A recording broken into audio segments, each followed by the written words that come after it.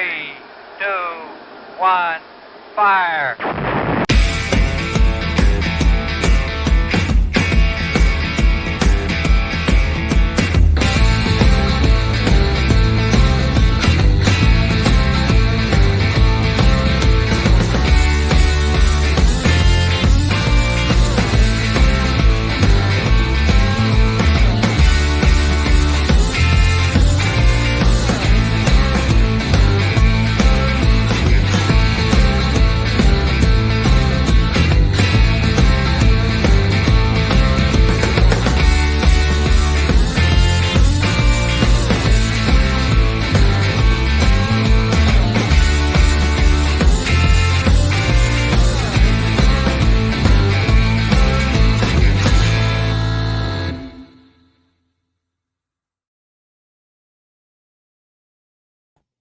There I am, and there you are. All right, I don't know when I'm going to learn, by the way. Always turn the camera on before you go live. So then, when you go live, there you are on the camera. Also, things that I have not learned, stay out of the Christmas baking when you're about to go live on the radio. So you're not burping up a storm. I can't resist the Christmas baking, and things just got worse, by the way. I live in Blossom Park, and the A&W right across the street is open now. I'm doomed. I cannot resist the Christmas baking. I cannot resist A&W. Well, my New Year's resolution was going to be to start taking better care of myself. Oh, well. Anyway, here we are. Welcome, Franciscus. Hello to you. Mahadi. Hello, Chrissy. Sending very Merry Christmas to everyone. She says, have a safe and happy holiday. Merry Christmas to you. Rose is here. Laurentian Buteri is here. And that's great because I want this to be a bit of a feel-good show. Not a bit of a feel-good show. I want this to be very much a feel-good show. It's my last show. It's your call. My last one before Christmas. I'm going to take Monday off next week as well. Probably Tuesday, Wednesday, Thursday. Hey, here's the thing. We had this conversation. I will update the website, itsyourcall.ca, to let you know exactly what days I will be on so that you're not wasting your time hanging out. By the way, you're not really wasting your time. When you come to BTR, right, looking for the show, if the show's not on, you've got great music and you got great hosts. We got a full lineup on BTR. This has been the best Christmas gift to me. It really has been. Like, out of nowhere, we've got a full lineup of shows on this radio station. The Nick and Joe Show, Krista Perry doing the midday show. I've just started a new show called Carrie and the Milkman, which we intend to market heavily in the new year to radio stations, not just across Canada, but North America. It's been 6 years working my tail off, trying to get this thing to this point. We got Rob Tyson doing afternoons. We got Tim Black, who's just joined us, who's going to be assisting with some of the music systems, etc., for scheduling to smooth out some of the bugs and things. He's stepped up. We got Brian Kelly's been here since day one. DJ Dis-moi Oui, a.k.a. Andre. We've got country remix shows with DJ People Move. We've got The Alchemist providing club shows on Friday and Sunday nights, and Steve Finney is here now with him. Candace Sampson does a show here. The lineup is so deep. It's fantastic. So yeah, you're never without quality programming here on BTR. So let's get to it. By the way, the show is again, do not eat Christmas baking before you get on the air because you just get all tongue-tied. So listen, the business is in a good place. I look forward to seeing what the future holds for It's Your Call, which, as you know, was kind of an impromptu thing. Lowell had this time slot. The legend, Lowell Green, who, by the way, I'm sorry. If you're still following him on Facebook, he had a joke last night, which I know this is going to piss a lot of people off, and comedy is completely subjective, right? I thought, my God, if Lowell did this at a stand-up club, anyway, he asked a question last night. He says, so if a trans man becomes a woman, do they inherit the gift wrapping skills too? Right? Funny. Anyway, I miss you, Lowell. I love you, Lowell. And Merry Christmas to you and Debbie and the kids, etc. But that's how it started. And Lowell, listen, he wasn't done. doing his show and needed a place. And fortuitously for me, he ended up here. Never in a million years did I imagine I would ever be on the air with Lowell Green. I'm not a talk show host by nature. And he announced his retirement a few weeks ago, literally out of nowhere, gave me like about a half hour's notice. And I had a decision to make. What do I do with that time slot? And I said, I'm really enjoying the opportunity to talk to people. I really, and Lowell and I talked about this in some of his later shows. I really feel that the opportunity to have conversations is sorely lacking in our society. We have become keyboard warriors and text and social media oriented. And you look around at, one of the things that makes me crazy about these automated checkouts and all of this automation that's going on and removing people from the equation. Why do we want to avoid people? I know, because people are people-y. I get it. But I don't really think at the end of the day we want to be as isolated as we think we do. I think we really need people in our lives. And that's the opportunity that I saw. I'm not a political heavyweight. I certainly have my opinions on politics, and politics is part of this new show that is on from 2 until 2:30. I'm not going to be ignoring that by any stretch of the imagination. But there are so many things that we need to have conversations about. And today I want to talk about Christmas. I want to talk about, the numbers of people. We're still not quite through COVID. Everybody sort of behaves like we are, but the reality is we're not. No, we don't have the same restrictions, etc. We don't have bylaw. Hey, if you see people having Christmas parties, you call us and we'll find them. Thank God we're past that nonsense, right? And we're being treated like adults who can make adult decisions for ourselves. I'm all for that, right? And I respect whatever decision you want to make in that regard. And I'm not here to even have that conversation today. But all this to say, we're still in a really, really tough spot. A lot of people, 2 years of not seeing family, not being able to travel, and then, we find ourselves to this place. And look at all the people who are traveling this weekend. And what do we got? I don't care where you are on this continent, you have got some really lousy weather coming your way. I do a show in Sarasota, Florida every single day. And the big news in Sarasota, Florida is they're going to be waking up on Christmas morning with temperatures right at the freezing mark. I mean, Florida. And I'm kind of laughing at the whole, idea of I got an RV in the driveway that I had hoped I, would have on the road by now. It's been taken care of and it will be on the road. But in the back of my mind, I kind of went, I could go to Florida and spend at least a couple weeks, if not more. Well, you know what I don't want to do? I don't want to drive an RV all the way to Florida and then wake up Christmas morning to like -1, -2 Celsius. I'll stay home for that. Anyway, no matter where you are on this continent, it looks like you are in for some wicked, wicked bad weather this weekend. Think of all the people traveling who haven't traveled in years, right? Because we haven't been able to. Hey, this is the year. Finally. So that's making people grumpy, right? People are all of a sudden incredibly anxious.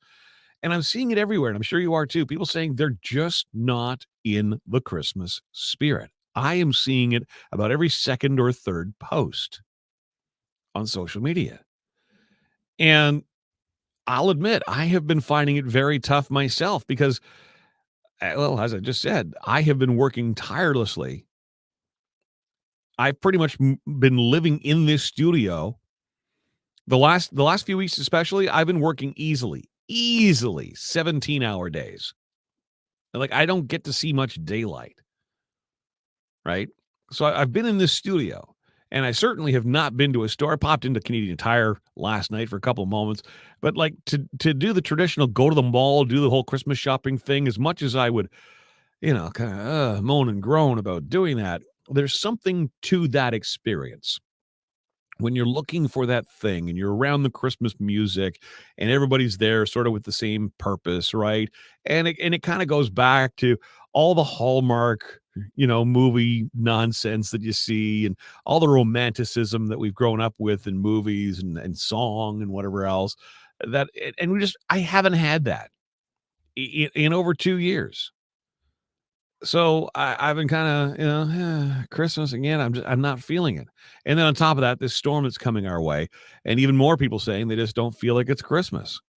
So today I want to find some joy in all of this, because surely you have joy at Christmas. I want to talk about your fondest memory of Christmas when you were a kid. What was the best memory you have, or what is the best memory you have of Christmas in your childhood? And what's your favorite tradition now at Christmas? I love hearing what other people do because everybody does Christmas so different. The food in your house is probably different from the food in my house. How you got up Christmas morning as a kid and discovered that Santa had been there is probably different in your house than it was in mine. What were some of your favorite presents growing up? And I'll tell you, what turned the tide for me, I through a mutual client a few years ago, met the Santa Claus. This guy's amazing and just gives and gives and gives of his time, and made some time available to, when was it? Tuesday night? Uh, did an hour of Zoom calls with kids. And I was able to, reach out via my social media and invite people to come on and bring their kids on, and the kids could talk to Santa. And all of that inspired by an earlier conversation we had on this show about, I'm sorry, $80 to sit and see Santa? That's outrageous. And yes, a lot of that is for the photos. I get it, etc. But I thought there's got to be a way for the kids to experience Santa for free. And a bunch of them did. And it was just a hoot to sit there. First off, to see, some of these kids, mom, dad, put them in front of the computer and said, "Here, watch this." Kids had no idea what was about to happen. And all of a sudden, Santa was on the screen, interacting with them, knew their name, knew how their house was decorated, knew how old they were. Oh, yeah. So that turned a tide for me. That certainly put me in a Christmas spirit. And then, like I said, last night, I had to go to Canadian Tire, got the storm coming. My wife needed a couple of things, and I needed to pick up a couple of the snow shovels because the ones we've got have bit the biscuit. So, okay, I'll pick those up. I'm standing in Canadian Tire, my phone rings, and I don't recognize the number. And typically, I don't answer the phone if I don't recognize the number, despite it being a business line. And I'm glad I answered it. It was my uncle Brian and his wife Marika in Toronto. Now, like, these are people that I will see probably once every couple of years, and we get along great. Right? They'll come up in the summertime and they'll golf. Brian is my dad's brother, and the two of them are so competitive. I mean, they grew up together, right? Brian's 89 now, going through some nasty cancer.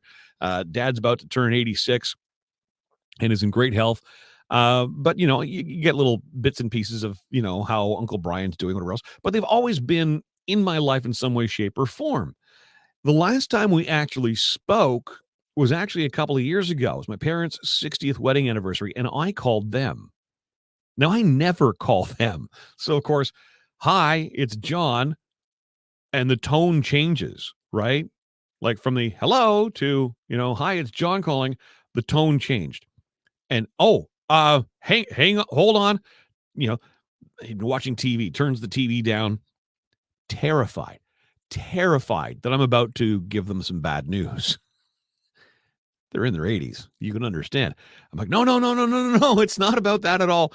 It was my parents' 60th wedding anniversary. I was calling to ask if you guys could figure out a way to like get a video done, like on your cell phone or whatever else. Well, I don't know how to do that. Okay. Well, anyway, they got it done. Could you send up a little video greeting? And we put together a little video montage, but I haven't talked to them since. So last night I'm at Canadian Tire, phone rings. It's Uncle Brian and Marika, my aunt. And like out of nowhere, and it was just, you know what? We realized we didn't get a Christmas card to you guys this year, and we just thought we would call. And I stood there in the middle of Canadian Tire, and I still have it now, like tears in my eyes. It was just this beautiful thing. And yeah, I know. I was that annoying person in the middle of the aisle at Canadian Tire, blah, blah, blah, blah, blah. And how's this and how's that? How you been? This, that, the other thing. Um, it was just a beautiful, beautiful, simple thing. And it just, for me, it was like, yeah, that was my Christmas moment this year. And it was really, it's ridiculous how much it's affected me, but it changed things for me. And I just finally felt last night like, okay, yeah, that's what Christmas is. And so yeah, share with me if you would. What are some of your fondest memories of Christmas when you were a kid, when you were younger? What's your favorite tradition now at Christmas? What does your family do? I think a lot of us would take great joy in hearing some positive, fun memories from Christmas. You can call the show, by the way, 613-604-6464, 613-604-6464. The video link is posted as well. So if you go to itsyourcall.ca, itsyourcall.ca, there's no apostrophe there. You can click the video camera and you can actually pop on and share that with us. Or if you'd like to, you can post your comments in our chat room. And the chat room is a mishmash of YouTube, Twitch, Facebook, and Twitter. So regardless of what platform you are watching, listening to us on, wherever you would ordinarily post your comments, you post them there. We can bring them up on the screen. Okay. Show is brought to you by McCarthy Automotive, amazing family-owned business. They are all about auto repair and auto maintenance, fleet vehicle specialists as well. They started out on McCarthy Road, but they got too big and had to move out. So McCarthy Automotive is not on McCarthy Road. McCarthy Automotive is actually on Heron Road, 1150 Heron Road. And you'll probably know that you're looking at the right place because you'll see UPS trucks and all kinds of other very well-known business vehicles that you see running around Ottawa. They service their fleet at McCarthy Automotive, and for good reason, too. You will fall in love with good old-fashioned service. Like I said, family-owned, from brakes to shocks to, engine repair to tires, wheels, oil changes, you name it. McCarthyAutomotive.ca. All right. Francisca says there are 7 billion people on this rock, and I like maybe 10 of them. People can be jerks, me included. Okay. Not sure that's exactly the spirit we were looking for, but there it is. 3 years of isolation has weakened immune systems. It's not a surprise that people are getting sick. Wow, we're down a weird hole. I want to talk joy. We're still talking immune systems. That may have been from earlier. Donald says, joy. Yes, all my Christmas shopping is done. See? There's got to be some satisfaction in that. 613-604-6464. Call or text and share your favorite childhood memories when you were a kid and your favorite tradition now at Christmas. Let's go to Maggie. She says, media no longer shows the good happening in the world. They only push items to scare you. I'm sorry this storm is not the storm of the generations. The storm of 1971 or ice storm were bigger, but houses and buildings are not built as well as they used to. Okay. All right. I'm trying. Maggie, I'm trying to put the positive stuff on the air. All right. The very thing you said, mainstream media is not showing you. I'm trying to do that. Meet me halfway. Francisca says, I'm trying to get into the spirit. I'm baking this afternoon and tomorrow. That'll do it. Fresh baked gifts for everyone. That is amazing. My favorite holiday memory, he says, is oil bollen. A traditional Dutch deep fried donut. I'm sure I'm saying it wrong, but that sounds good. You know what we've never done in this house before is nuts and bolts. That little party mix. My wife, her mom's always done that. And I demolished the stuff. I love it. And Sue, my wife, did it for the first time in our house. My God, that smells amazing. And I had no idea. It's in the oven for like 3 hours. The smell, the aroma is just, and of course, it's all been, packaged up and it's going other places. And there's just a tiny little bit left, but I can't keep my hands out of it. Craig says, my favorite memory is listening to my father playing the organ while my mother practiced singing Oh Holy Night for the church service. Oh, that's amazing. We always had a piano in our house, Craig. I was never good at playing it. My brother is very good at it. None of us can sing, but yeah, you know what? The odd time that we would gather around, I feel you. It was We were bad at it. It was not for the church service. It was just for the sake of singing it. But yeah, you know what? Now that I think of it, and I haven't thought about that for a while, that was fun. That was fun. And the organ. Oh man, the organ with like the automatic beat, the original synthesizer, right? That's awesome. Thank you for sharing. Anne says, as a kid, we'd have our stockings at the foot of our bed, and we'd wake up and feel the stockings. And when they were full, we knew that Santa had been. Stockings were like in your bedroom, and you never woke up once when Santa was there filling the stockings? How is that even possible? That's amazing. Had you put a stocking in my room? Oh, and I'm a tight sleeper, but it's Christmas. I would have heard Santa rustling around. Absolutely. I could hear Santa rustling around downstairs, putting the gifts under the tree. I love that. In the bedrooms. Wow. Lori, Merry Christmas to you. There were 6 of us kids in the family, she says. We woke up on Christmas morning and we had such a beautiful train set going through mountains, across bridges and tunnels. We played for hours with this present. Yeah, model railroads are such a thing, weren't they? My dad and I started building one. Never really got too far. We got, the plywood down and the grass glued to it, and we had the tracks running around, but oh yeah, it was supposed to be all this amazing, fantastical mountains and bridges. It never quite got to that. I'm glad yours did, though. That's great. That's amazing. Linda. Oh.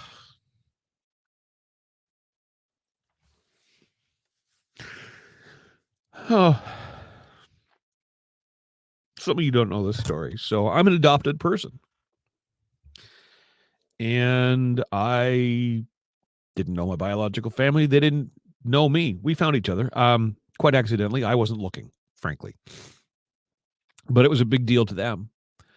And anyway, Linda and I had been friends, ironically, for quite some time, and never clued into the fact that, yeah, we're brother and sister. So, thank you, Linda. That's beautiful. Thank you. I'm glad we mean that much to you. It's don't do that to me ever again on the air. All right. My favorite present was a record player, says Anne. How could it not be? Right? Absolutely.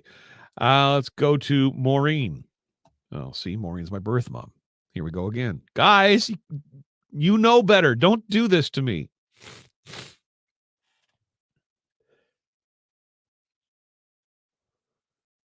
See, the show's not supposed to be about me. It's supposed to be about other people. But I hope in some way people relate to that. Anyway, I got to move on for that. Maggie says, leading up to Christmas, I'll be holding free snow shoveling class. Seating is limited and handled on a first-come, first-served basis, subject to date change depending on total accumulation. There we go. Way to pull it out of the fire, Maggie. I needed that. Thank you so much. David says, our aluminum Christmas tree. I just saw somebody post on Facebook today an old ad. I think it was like from a Simpsons Sears catalog. Remember the aluminum Christmas trees? Oh my God. Putting it together, he says, every branch was the same length and each branch was stored in a brown paper sleeve.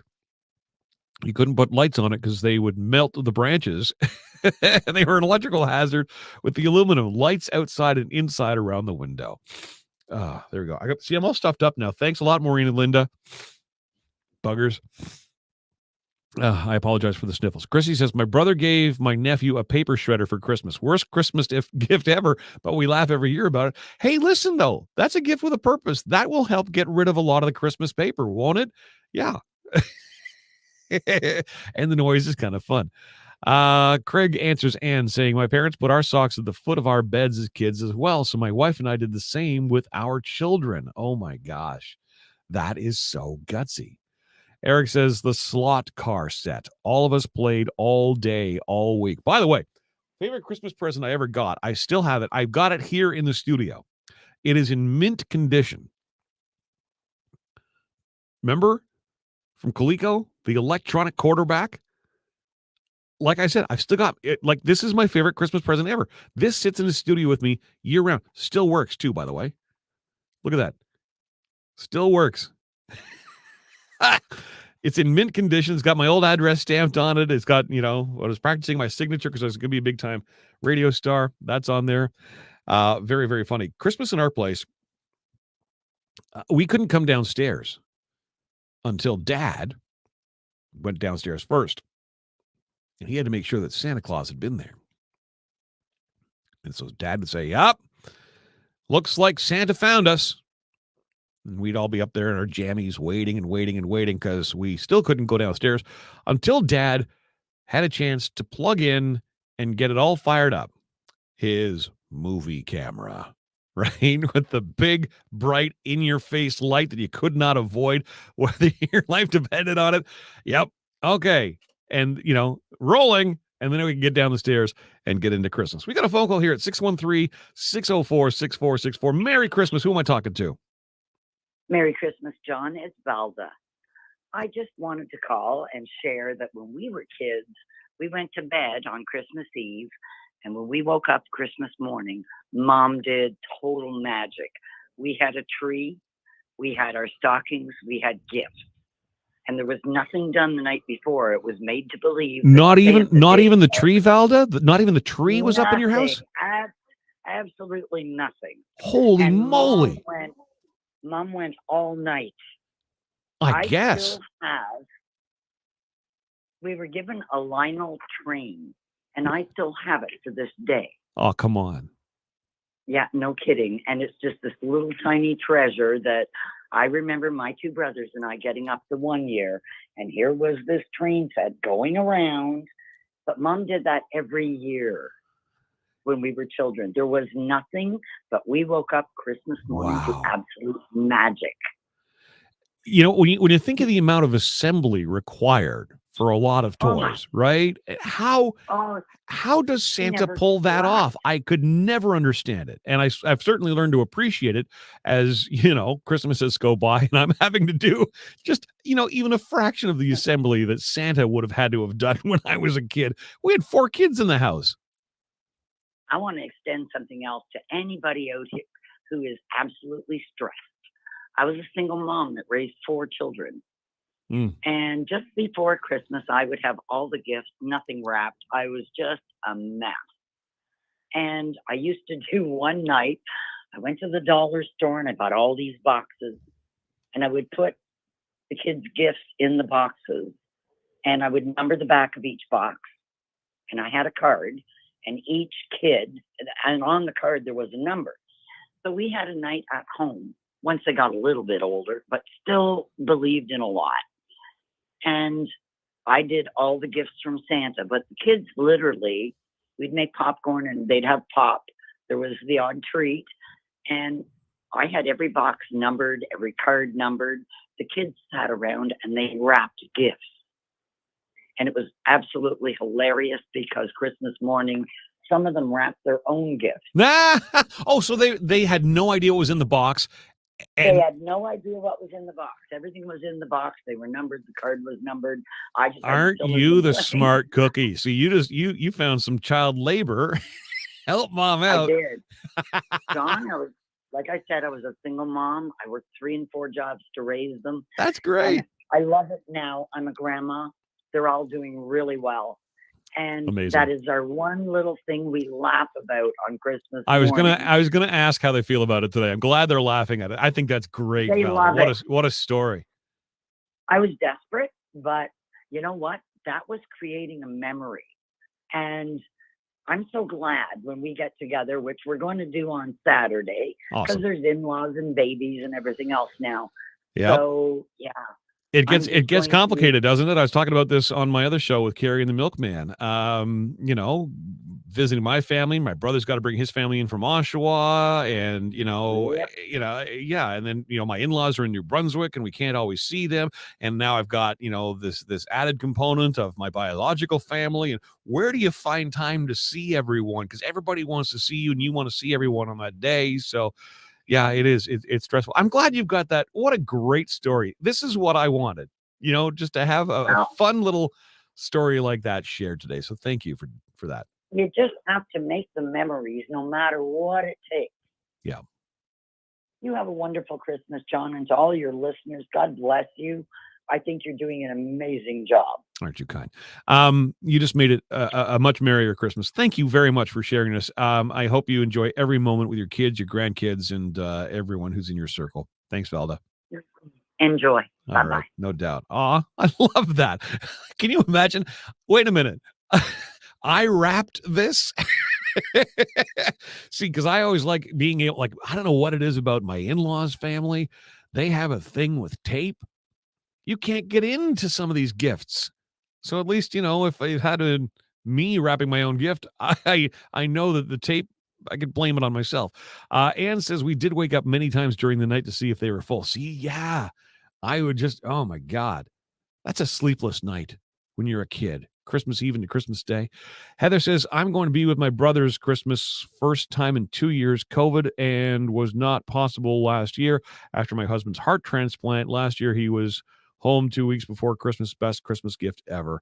That's a memory that'll stick with you. Thank you for sharing that. I'm glad your husband's doing okay. Over to Anne. My joy at the moment is that I have picked up all my Christmas meal food. All my shopping and wrapping are done, and I have done all my cleaning. All I have to do still is on Christmas Eve bake some whipped shortbread. Ooh. And an amazing discovery of last year, which is bacon maple cheese shortbread. I'm intrigued by that because those are things that I would not ordinarily put together, certainly not in food, but not even in the same sentence. Bacon maple cheese shortbread, which she says is freaking delicious. Everyone loves it. And you'll have to share that recipe at some point with us. That's what we should do next year is put together a little recipe book that we could share and maybe raise some money for charity. Another Ann says, my favorite gift was a doll bassinet and change table made by my dad when I was young. Of course, I did not know that my dad made it until I was much older. Oh my gosh. See, when you first started saying that, I thought, yeah, okay, store-bought. No, that's awesome. Good job, Dad. Great memory.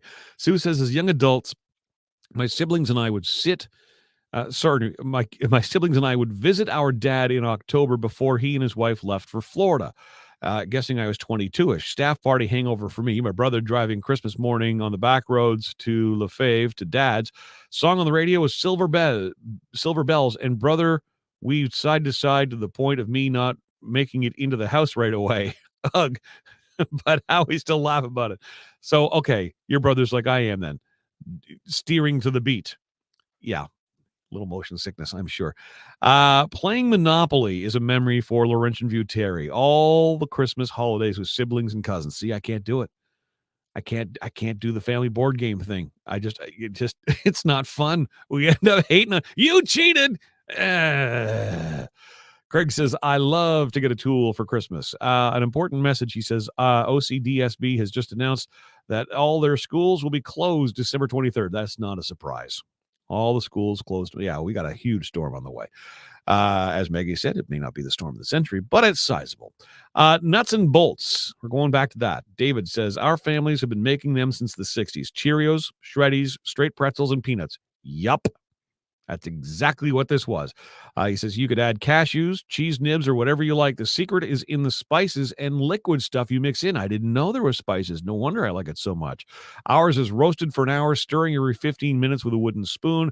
The wooden spoon is gentler and doesn't crush the ingredients. They are addictive. Oh, okay. Yeah, this thing was in the oven for about 3 hours. House smelled great. Maggie says was a single parent for 20 years, 4+ children. Christmas was tight between making sure the children got to each grandparent and I get to work on time. And last word to Craig today. He says, up until COVID, we gathered all my wife's family for Christmas dinner and present exchange. COVID has effectively stopped it in its tracks. It did do that, but I think we are finally, and this is the whole purpose of the show, isn't it? Trying to find common ground. Maybe, Craig, we can all agree that we're finally, in some way, shape, or form, in a better place with Christmas and being able to be with the ones we love than we were a couple of years ago. And I certainly hope you make the most of that. Thanks for tuning into this. The podcast numbers are encouraging. The viewership numbers and listenership numbers on this talk show of mine that I never imagined I'd be doing are encouraging. And I really like when you get to share things. Valda, what a great story. And damn it, Mom, and damn it, Linda, for making me cry. I really appreciate you taking time to be part of my little world every single day. I don't get a chance to say that nearly enough. To you and to yours, Merry Christmas. We'll be back.